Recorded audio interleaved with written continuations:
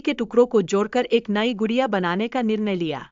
यह सिर्फ एक कला का काम नहीं था, बल्कि उसकी प्रेम कहानी के महत्व को भी दर्शाता था।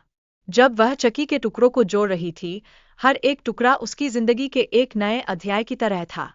चक्की का जागना टिफ़नी के लिए एक अद्भुत क्षण साबित होता है, लेकिन इसमें एक जटिलता दबी हुई थी।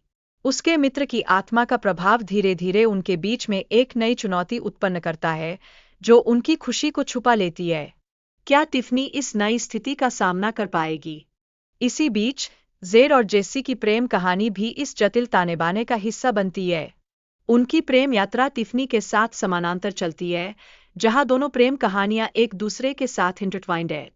क्या ये दोनों प्रेम कहानियां एक ही दिशा में बहेंगी, या फिर इनमें टकराव होगा? जब टिफ़नी गुड़िया को बंद करती है, चक्की की प्रतिक्रिया क्रोध से भरी होती है।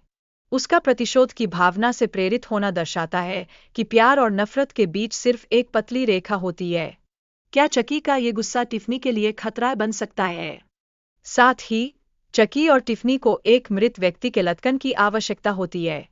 यह लटकन उनके लिए केवल एक वस्तु नहीं, बल्कि एक मार्ग होता है जिससे उनकी आत्माएं इंसान में स्थानांतरित हो सकें। इस रहस्यात्मक यात्रा में क्या वे अपने लक्ष्य को हासिल कर पाएंगे? इस बीच ज़ेड और जेसी की यात्रा में पुलिस और ड्रग्स का मामला भी आगे आता है। यह एक अनपेक्षित मोड़ है जो उनकी योजना को बाधित करता है। क्या वे इस कठिनाई का सामना कर पाएंगे और अपने रिश्ते को मजबूती देंगे? हालांकि ज़ेड और जेसी को अपने रिश्ते में गलतफहमी का सामना करना पड़ता है। यह गलतफहमी उनकी सुरक्षा के लिए एक बड़ा खतरा बन जाती है, जो उनकी यात्रा को और भी जटिल बना देती है। क्या वे एक दूसरे को समझ पाएंगे?